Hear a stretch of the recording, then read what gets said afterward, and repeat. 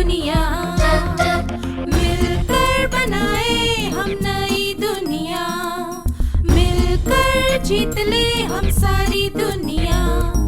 बीच हमें आज बोने दो, रोज उसे थोड़ा बढ़ने दो, छू लेंगे आकाश हम, मन के विचार हकीकत बने, सिद्धि फल से आनंद देंगे, कोशिश कर बढ़े, सोच बुलंद करे।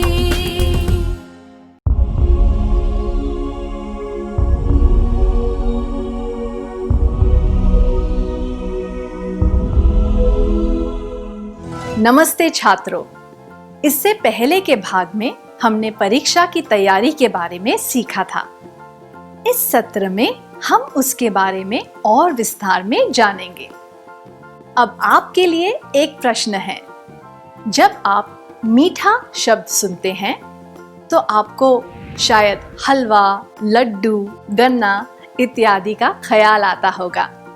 इसी तरह जब आप परीक्षा शब्द सुनते हैं तब सबसे पहले आपके दिमाग में कौन सा शब्द आता है?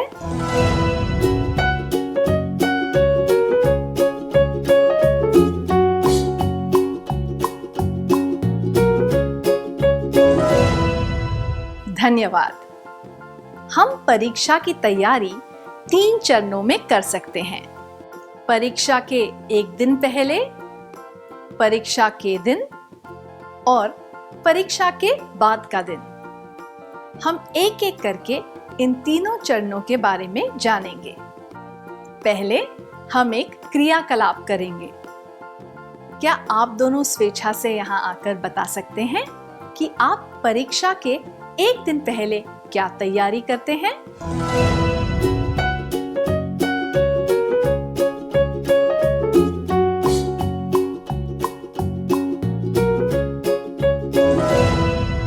धन्यवाद। अब एक परिस्थिति पर ध्यान दीजिए। इकबाल और मुकुल मित्र हैं। मुकुल के माता पिता दूसरे शहर में किसी काम से गए हैं, इसीलिए वह इकबाल के घर ठहर कर परीक्षा की तैयारी कर रहा है। इकबाल हिंदी की तैयारी कर रहा है, जो कि उनकी पहली परीक्षा थी। पर उसने देखा कि मुकुल गणित की तैयारी कर रहा था। इकबाल ने कहा, अरे लगता है कि तुम हिंदी की पूरी तैयारी कर चुके हो। तुम अभी से गणित पढ़ने लग गए? उसकी परीक्षा तो 4 दिन बाद है। मुकुल ने कहा, मजाक क्यों कर रहे हो? कल गणित की परीक्षा है भाई। क्या तुमने टाइम टेबल नहीं देखा? फिर उसने इकबाल को टाइम टेबल दिखाया। तब इकबाल को एहसास हुआ कि वह गलत था। यह गलती क्यों और कैसे हुई? क्योंकि उसने टाइम टेबल ठीक से देखा ही नहीं था। क्योंकि अगले दिन हिंदी की परीक्षा केवल उसके लिए ही होने वाली थी। क्योंकि स्कूल के छात्रों को टाइम टेबल नहीं दिया गया था।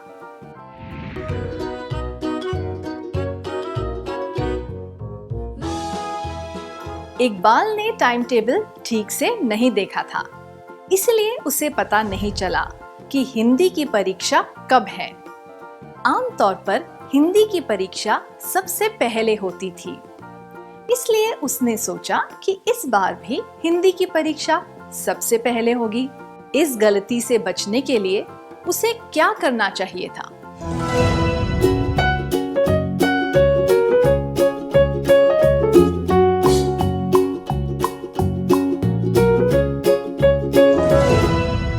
उसे टाइम टेबल सही तरीके से लिखकर ऐसी जगह पर लगा देना चाहिए था जहां से वो कभी भी उसे देख पाता। ऐसा करने से मन में कोई शंका या घबराहट रहती ही नहीं। परीक्षा के टाइम टेबल को हमेशा ठीक से देख लेना चाहिए।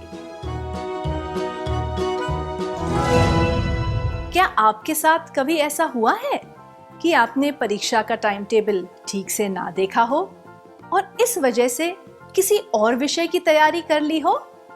क्या आप में से कोई इसके बारे में सबको बताना चाहेगा?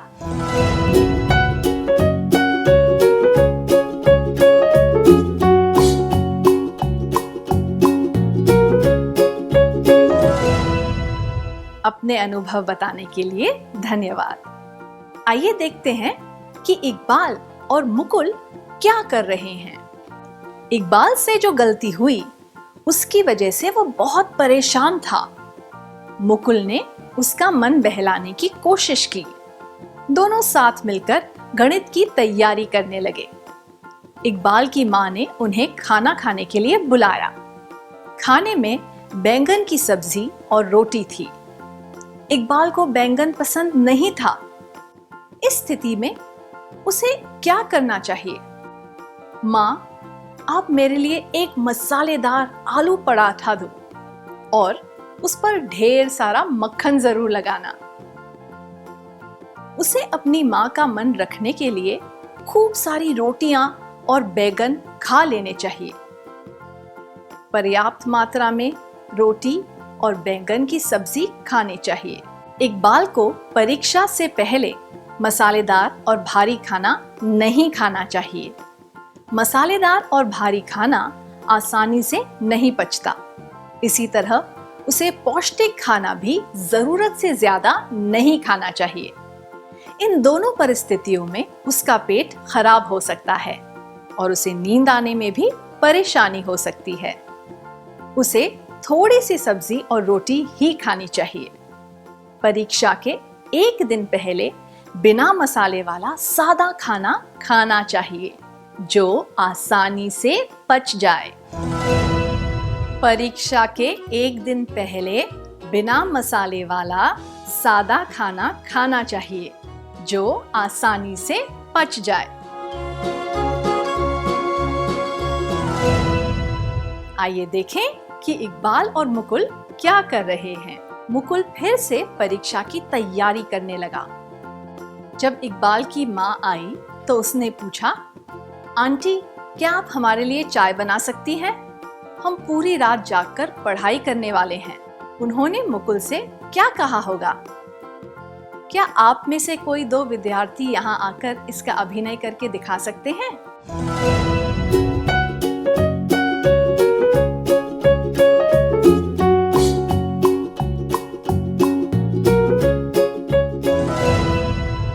चाय या कॉफी जैसे पेय पीने से रात की नींद में रुकावट आ सकती है।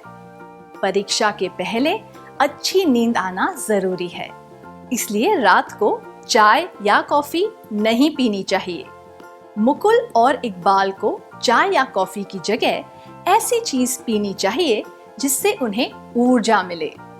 उन्हें परीक्षा से पहले कम से कम 6 से 7 घंटों की नींद जरूर लेनी चाहिए। हमें परीक्षा के पहले दिन रात को अच्छी तरह सोना चाहिए। चाय कॉफी जैसे पेय नहीं पीने चाहिए। इनसे नींद में रुकावट आती है।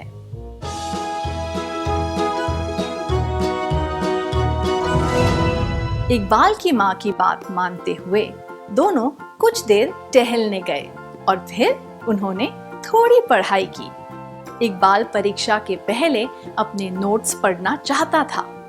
उसने देखा कि नोट्स जल्दबाजी में अस्पष्ट तरीके से लिखे हुए थे। उसकी लिखावट बहुत ही खराब थी, इसलिए उसे कुछ बातें समझ नहीं आ रही थी। उसे तैयारी करने के लिए मुकुल के नोट्स पढ़ने पड़े। इससे हमें क्या पता चलता है? नोट्स बनाने ही नहीं चाहिए। नोट्स अच्छी और स्पष्ट लिखावट में बनाने चाहिए। नोट्स बनाने का काम हमें किसी और व्यक्ति को दे देना चाहिए।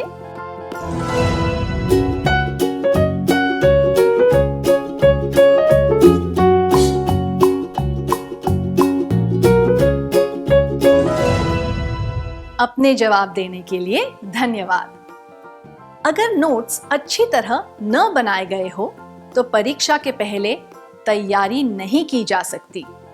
किसी दूसरे व्यक्ति से नोट्स बनवाना भी हमेशा लाभदायक नहीं होता। अपने आप अच्छी लिखावट में नोट्स बनाना ही ज्यादा आसान होता है और समझने में भी दिक्कत नहीं होती। हमें फटाफट तैयारी करने के लिए अच्छी लिखावट में नोट्स बनाने चाहिए। परीक्षा के पहले नोट्स पढ़ने चाहिए।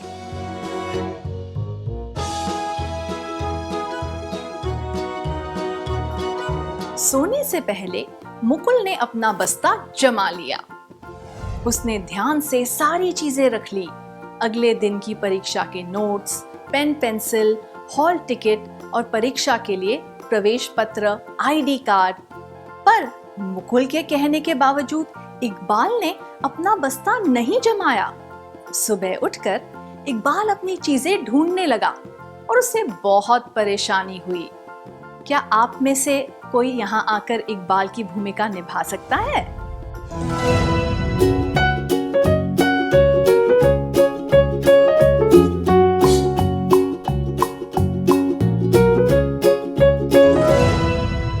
धन्यवाद। हमने देखा कि इकबाल व्यवस्थित तरीके से काम नहीं करता। उसे रात को सोने से पहले ही सारी चीजें बस्ते में डाल देनी चाहिए।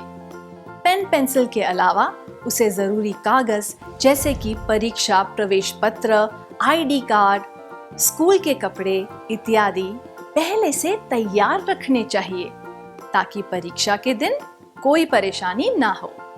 परीक्षा के दिन आमतौर पर ज्यादा तनाव होता है, इसीलिए व्यवस्थित तरीके से काम करने से तनाव नहीं बढ़ता। हमें सभी जरूरी चीजें, पेन पेंसिल, आईडी कार्ड इत्यादि रात को ही संभाल कर रख लेनी चाहिए। क्या अब हम आज के सत्र में सीखी बातों का सार संक्षेप कर लें?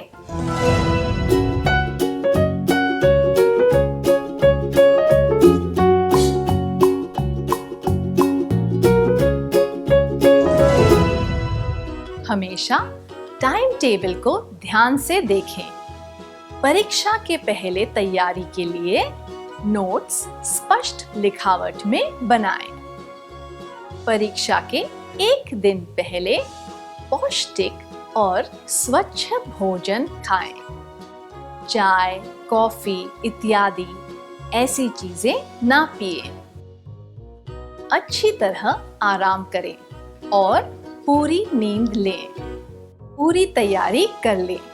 पढ़ाई सामग्री जैसे कि पेन पेंसिल इत्यादि।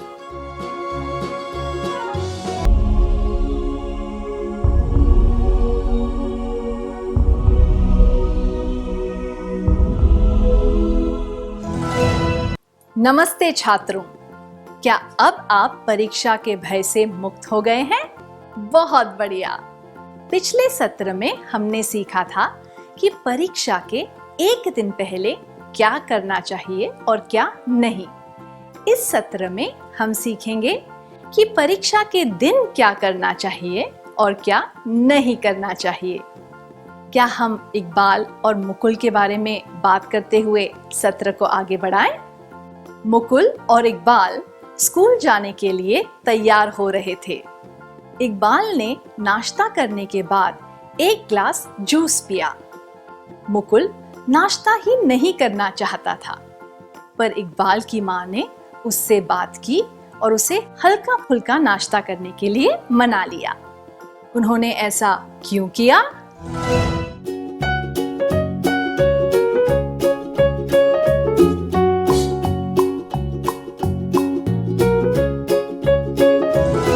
जी हाँ, अगर आप भूखे पेट परीक्षा देने जाएंगे तो आपको थकान, चक्कर या ऐसी कोई अन्य समस्या हो सकती है। आप में परीक्षा देने की ताकत नहीं रहेगी। विशेषज्ञों का मानना है कि शरीर में तरल पदार्थों की कमी से ऐंठन आने लगती है। हल्का नाश्ता करने से और कुछ पौष्टिक पीने से शरीर में पानी की कमी नहीं रहती और ऐंठन भी नहीं आती। जैसा कि मैंने पहले कहा था, परीक्षा के दिन और उसके एक दिन पहले हमें ऐसा खाना खाना चाहिए जो पौष्टिक हो और आसानी से पच जाए। आवश्यकता के अनुसार पानी पीना चाहिए। जरूरत से ज्यादा पानी नहीं पीना चाहिए। हमें परीक्षा के दिन पौष्टिक भोजन खाना चाहिए और सही मात्रा में पानी पीना चाहिए।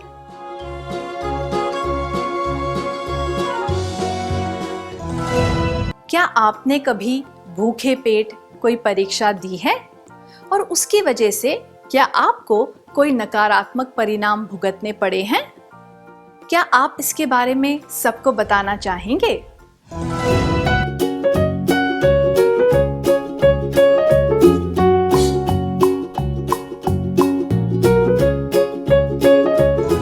आपका अनुभव बताने के लिए धन्यवाद। नाश्ते के बाद मुकुल स्कूल जाने के लिए तैयार था।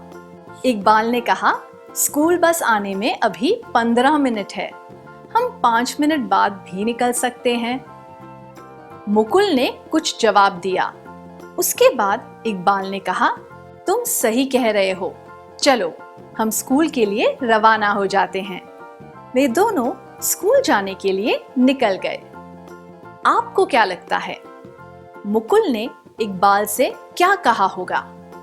क्या आप दोनों इस दृश्य का अभिनय करके दिखा सकते हैं?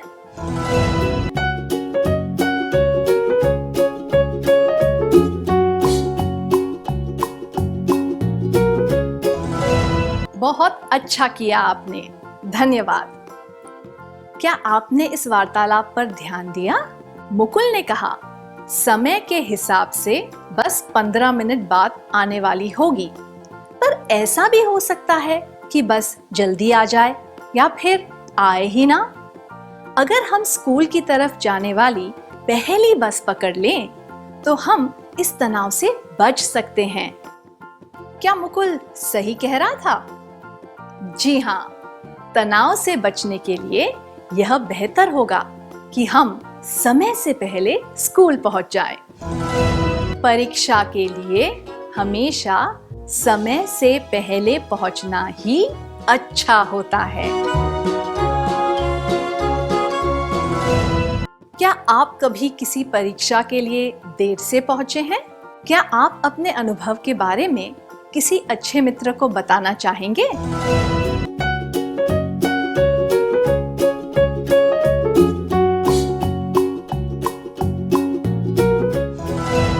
अपनी भावनाएं बताने के लिए धन्यवाद। इकबाल और मुकुल समय से पहले परीक्षा कक्ष में पहुंच गए और जाकर अपनी सीट पर बैठ गए। परीक्षक ने सबको प्रश्न पत्र दिए। इकबाल और मुकुल को प्रश्न पत्र लेने के बाद क्या करना चाहिए? पहला प्रश्न पढ़ते ही उत्तर लिखना शुरू कर देना चाहिए। पूरा प्रश्न पत्र एक बार पढ़ लेना चाहिए और जो प्रश्न उन्हें अच्छी तरह आते हैं उनके जवाब सबसे पहले लिखने चाहिए। आसपास देखना चाहिए कि अन्य विद्यार्थी क्या कर रहे हैं।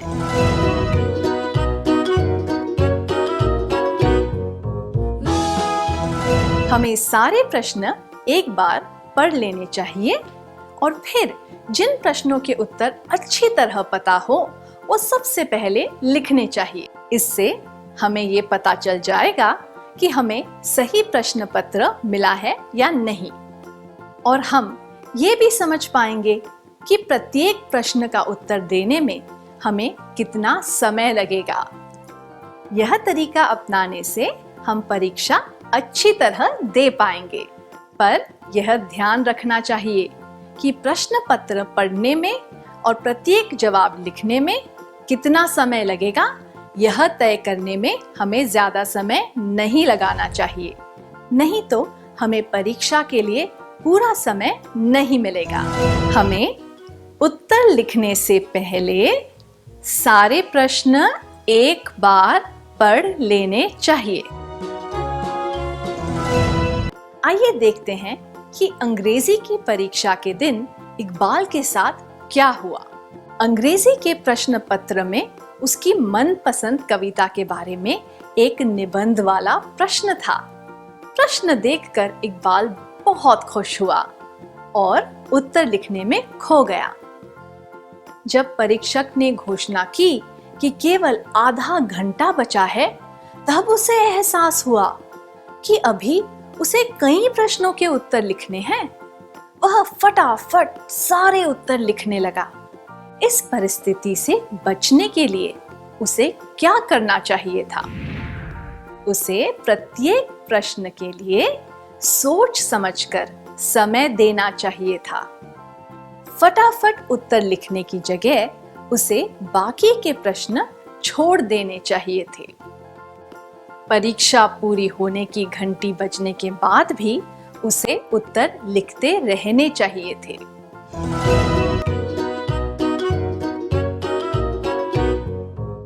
इकबाल से भी वही गलती हुई जो परीक्षा के दौरान अन्य कई छात्रों के साथ होती है। जिस प्रश्न का उत्तर उन्हें अच्छी तरह आता है, उस पर ज्यादा समय बिताते हैं और बाकी प्रश्नों को फटाफट निपटा देते हैं। अगर उसने प्रत्येक प्रश्न को उचित समय दिया होता, तो वह इस परिस्थिति से बच सकता था। कई बार इसका विपरीत भी होता है।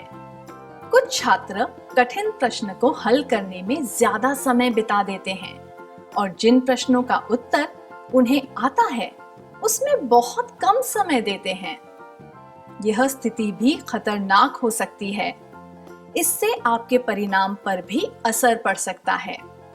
सभी प्रश्नों को उचित समय देने से हम इस समस्या से बच सकते हैं। हमें प्रत्येक प्रश्न के लिए उचित समय निर्धारित कर लेना चाहिए।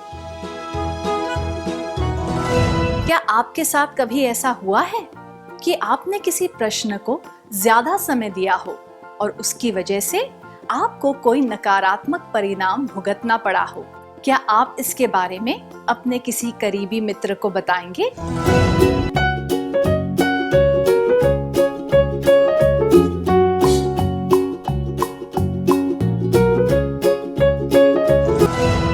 अपना अनुभव बताने के लिए धन्यवाद। अब एक क्रियाकलाप। आइए हम देखते हैं कि परीक्षा अच्छी तरह लिखने के लिए क्या क्या करना चाहिए।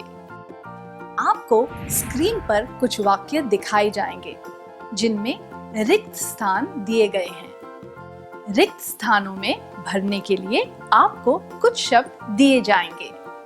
आपको उनमें से उचित शब्दों का प्रयोग करके रिक्त स्थान भरने हैं। क्या आप तैयार हैं? जिस उत्तर पुस्तिका में कुछ काटा न गया हो और सब कुछ स्पष्ट शब्दों में लिखा गया हो, वह क्या होती है? एक उत्तर पुस्तिका रिक्त होनी चाहिए। उसमें कोई भी उत्तर अधूरे नहीं होने चाहिए। अगर हम रिक्त से काम करें तो हम छोटी बड़ी गलतियां करने से बच सकते हैं। प्रत्येक उत्तर दिए गए प्रश्न के लिए रिक्त होना चाहिए।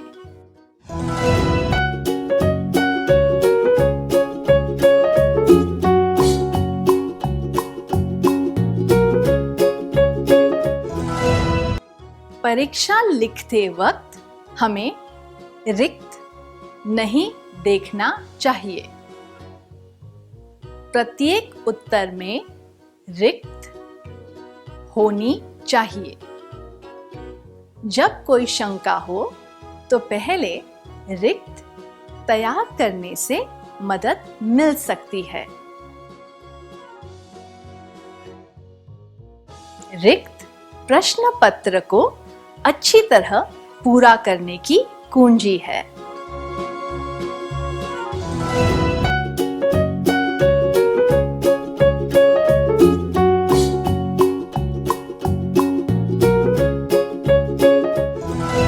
क्या आपने क्रियाकलाप पूरा कर लिया? क्या हम सही उत्तर देख लें?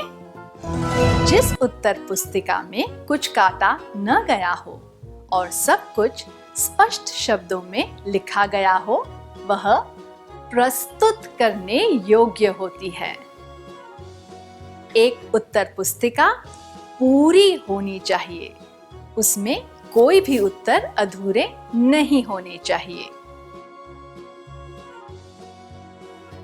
अगर हम सावधानी से काम करें तो हम छोटी बड़ी गलतियां करने से बच सकते हैं।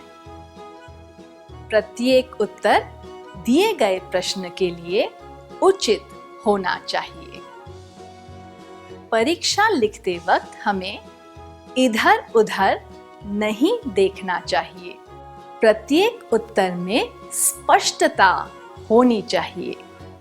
जब कोई शंका हो तो पहले उत्तर की रूपरेखा तैयार करने से मदद मिल सकती है। समय का प्रबंधन प्रश्न पत्र को अच्छी तरह पूरा करने की कुंजी है। मुझे यकीन है कि इन सब बातों को ध्यान में रखकर आप अच्छी तरह परीक्षा दे पाएंगे। इकबाल गणित की परीक्षा दे रहा था। एक कठिन प्रश्न में वो समझ नहीं पा रहा था कि उसे कौन से प्रमेय का प्रयोग करना चाहिए। उसके साथ बेंच पर एक ऊंची कक्षा का छात्र बैठा था। परीक्षक उत्तर पुस्तिका देने में व्यस्त था। इकबाल सोच रहा था कि धीरे से फुसफुसाकर वह उस छात्र से पूछ ले कि कौन से प्रमेय का प्रयोग करना चाहिए। अगर उसे यह पता चल जाए तो वह खुद ही उत्तर निकाल लेगा। वह अपने पास बैठे छात्र से यह पूछने के लिए अधीर हो रहा था। इकबाल को क्या करना चाहिए? उसे प्रमेय के बारे में पूछ लेना चाहिए, प्रमेय पूछने का प्रलोभन छोड़ देना चाहिए, उसे यह सोचकर निराश हो जाना चाहिए कि उसने ठीक से पढ़ाई नहीं की।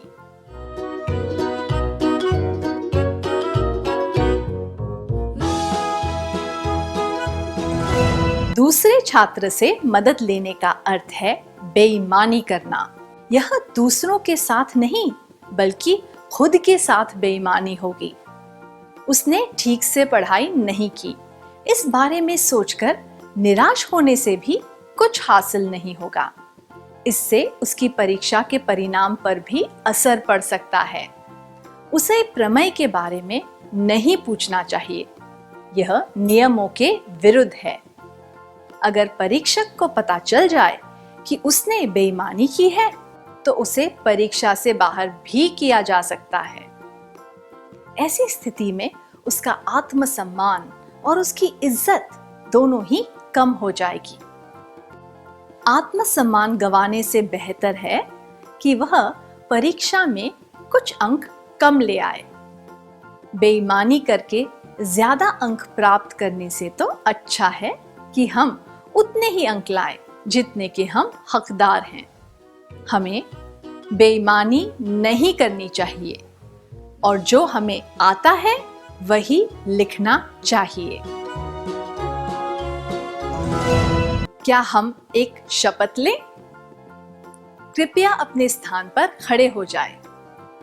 अपना सीधा हाथ इस तरह अपनी छाती पर रखें और मेरे बाद दोहराएं।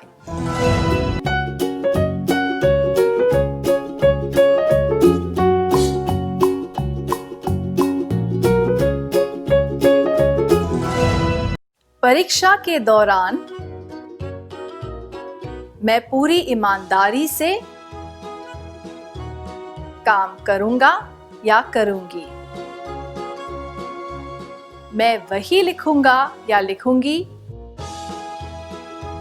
जो मुझे आता है। मैं किसी कागज के टुकड़े, कोई किताब या और किसी व्यक्ति की मदद से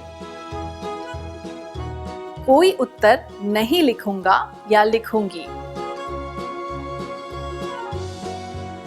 बेईमानी करके सफल होने से तो अच्छा है कि मैं परीक्षा में फेल हो जाऊं। अगर कोई व्यक्ति सामने होकर मेरी मदद करे, तो भी मैं उसकी मदद से कोई उत्तर नहीं लिखूंगा या लिखूंगी।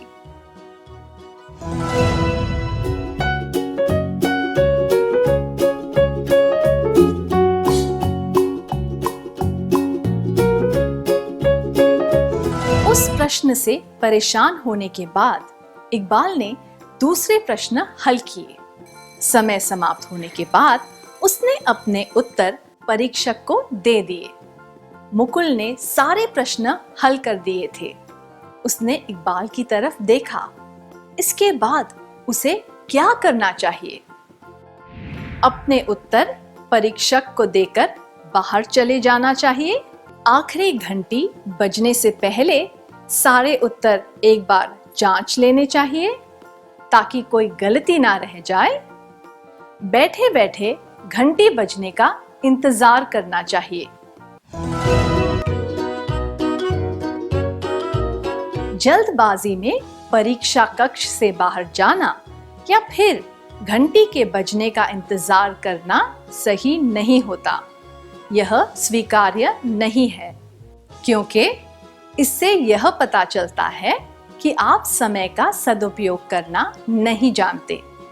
जो भी समय बचा हो उसमें आप उत्तर फिर से पढ़कर कुछ छोटी मोटी गलतियों को सुधार सकते हैं। ऐसा करने से आपको ज्यादा अच्छे अंक भी मिल सकते हैं। हमें जल्दबाजी में परीक्षा कक्ष के बाहर नहीं जाना चाहिए।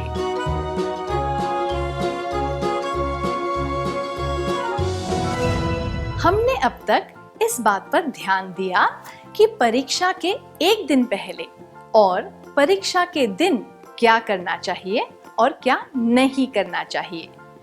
अब हम देखेंगे कि परीक्षा के बाद किन बातों पर ध्यान देना चाहिए। परीक्षा के बाद इकबाल अन्य विद्यार्थियों के साथ प्रश्न पत्र के बारे में चर्चा कर रहा था। उसे पता चला कि उसने एक प्रश्न का उत्तर गलत लिख दिया है, क्योंकि उसने प्रश्न ठीक से नहीं पढ़ा था। अब इकबाल को क्या करना चाहिए?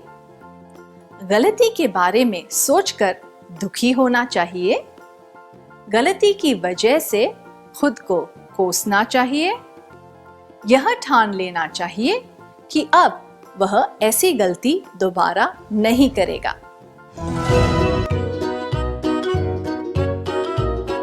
दुखी होना या खुद को कोसना व्यर्थ होगा। इससे बेहतर तो यह होगा कि वह इस अनुभव से कुछ सीखे। इसलिए सबसे उचित यही होगा कि वह ठान ले कि ऐसी गलती फिर से नहीं करेगा। हमें अपनी गलतियों के बारे में सोचकर निराश नहीं होना चाहिए। गलतियों को दोहराना नहीं चाहिए।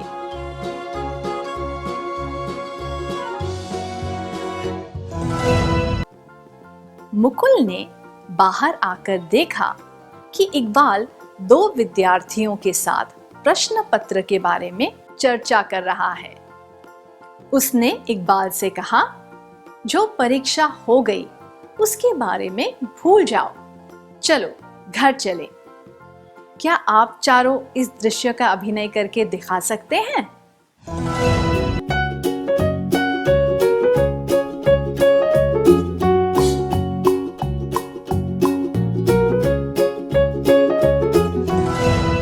धन्यवाद, बहुत बढ़िया था। मुकुल इकबाल को वहां से क्यों ले गया? जो परीक्षा हो चुकी है उसके बारे में ज्यादा सोचना उचित नहीं होता। उससे तो केवल तनाव बढ़ता है और समय भी बर्बाद होता है। इकबाल को अपना मन बहलाना चाहिए और आने वाली परीक्षा पर ध्यान देना चाहिए। जिस चीज को बदला नहीं जा सकता उसके बारे में सोचने से कोई फायदा नहीं। उसने जो गलतियां की थी उन्हें दोहराना नहीं चाहिए। आत्मविश्वास और सकारात्मक सोच से ही आगे बढ़ने की मदद मिलती है। हमें बीती हुई परीक्षा के बारे में बात करके अपना समय बर्बाद नहीं करना चाहिए। क्या आप परीक्षा के बाद प्रश्न पत्र के बारे में चर्चा करते हैं? जब आपको पता चला कि आपने किसी प्रश्न का गलत उत्तर लिखा है, तो आपको कैसा लगा? क्या आप इसके बारे में अपने करीबी मित्र को बताना चाहेंगे?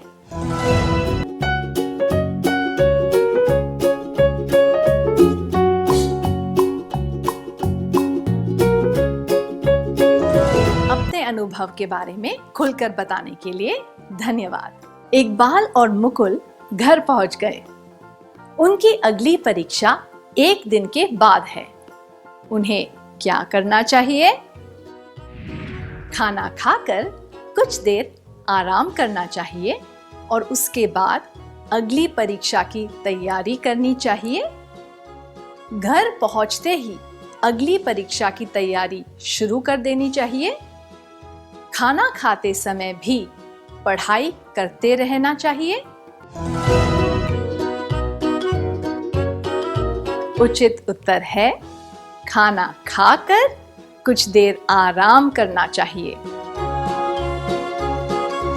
और उसके बाद अगली परीक्षा की तैयारी करनी चाहिए, क्योंकि परीक्षा के बाद पौष्टिक खाने की और आराम की आवश्यकता होती है।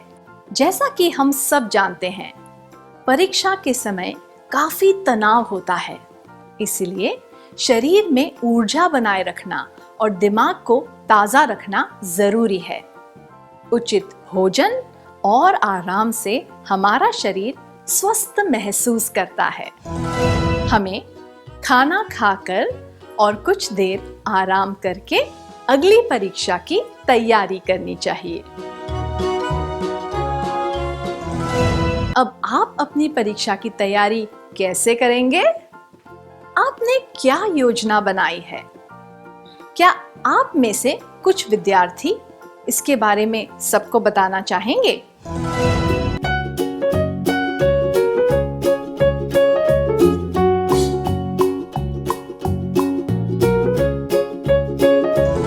अपने अनुभव बताने के लिए धन्यवाद। क्या अब हम आज के सत्र में सीखी हुई बातों का सार संक्षेप कर लें?